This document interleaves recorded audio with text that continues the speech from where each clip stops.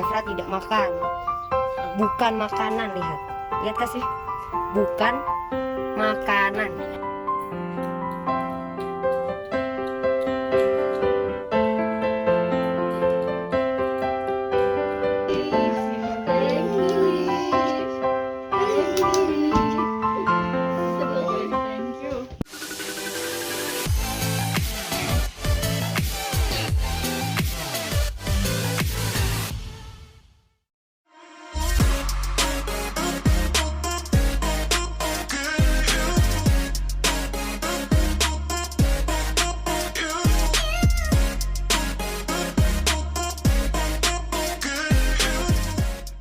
Ada behavioristik, ada kognitivistik, ada konstruktivistik gitu kan. Jadi yang paling dasar ketika bekerja dengan anak autis itu adalah melihat perubahan perilaku atau yang disebut dengan area behavioristik.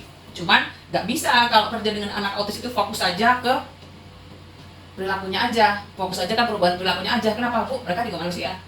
Bagaimana mereka bisa memahami pola itu kan artinya otaknya juga bekerja hanya dengan cara mereka gitu. Jadi tugas kita ini kan memahami cara bekerja mereka itu seperti apa sih otaknya.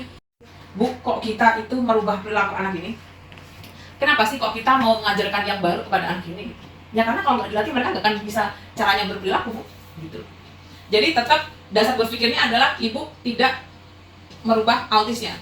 Biarkan dia dengan seperti itu, yang kita rubah adalah perilakunya supaya kita ajarkan memiliki perilaku yang sesuai dengan aturan-aturan sosial, sesuai dengan norma-norma sosial. Misalnya pergi ke suatu tempat, kita kadang udah ngasih tahu nih, nanti begini. Nah tiba-tiba tanpa diduga-duga misalnya ada suatu perubahan di tempat itu gitu.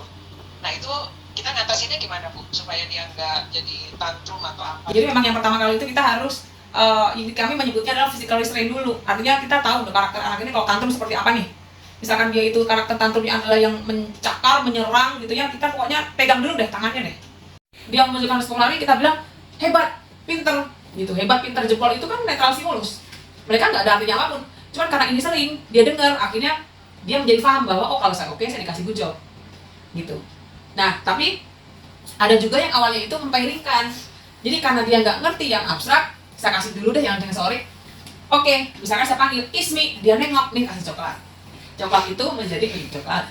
Coklat itu adalah unconditional stimulus buat Bu Ismi karena dia doyan coklat.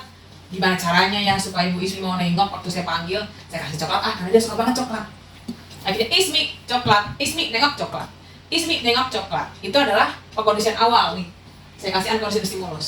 Nah, saya mau mengkondisikan kata good job atau jempol dengan perilaku Bu Ismi yang nengok. Akhirnya apa? Saya kasih pairing aja deh. Ketika saya panggil Ismi, saya kasih coklat, sama saya bilang saya kasih jempol, hebat. Ismi, dia nengok nih coklat, hebat. Ismi, coklat hebat. Ismi, coklat hebat. Begitu terus nggak berhenti. Lama-lama, Ismi, dia nengok hebat. Jempolnya nggak ada. Coklatnya nggak ada. Ismi, hebat. Coklatnya nggak ada. Ismi, hebat. Coklatnya nggak ada. Dia udah nengok, udah benar. Berarti dia menengok. Respon dia ketika nengok itu dia sudah mempersepsikan jempol hebat itu dengan coklat. Yang disebut dengan classical conditioning. Nah, di sini kan jadi ya kita mau ngajarin dia buat belajar makan sayur nih. Ketika dia sudah mau makan satu suapan sayur, nah ini nih kita kasih nugget atau ayamnya. Nah ini masuknya ya reinforcement atau punishment, Bu. Nah, yo. Enforcement bukan ya? Reinforcement, kenapa, Bu? Kan mau meningkatkan perilaku makan sayur. Mantap, positif atau negatif, Bu? Positif ya? Ya, mantap, betul. Fokus saja di perilakunya, tidak fokus ke ibu mau merubah autisnya, biarkan dia seperti itu. Jadi kita yang mengikuti pola dia deh. Gitu. Nah, ibu bisa menerapkan dua, bisa pakai klasikal dengan mengkondisikan lingkungan, bisa juga dengan operan memainkan di konsekuensinya. Ya, intinya ibu harus benar-benar paham stimulus yang benar-benar dia suka itu apa. Jadi benar-benar bisa memastikan bahwa stimulus ini bisa membentuk respon yang dimunculkan. Atau stimulus ini bisa menghilangkan respon yang kita mau hilangkan, kayak gitu ya. Jadi intinya dari situ. Kita berhenti sejenak untuk informasi sekilas mengenai program training pemberdayaan orang tua terkait dengan edukasi dan terapi autisme. Jadi banyak orang tua permasalahannya adalah bertanya bagaimana caranya untuk kemudian bisa memberikan edukasi dan terapi kepada anaknya. Ada training online terapi autisme total, di mana Anda bisa mengikutinya.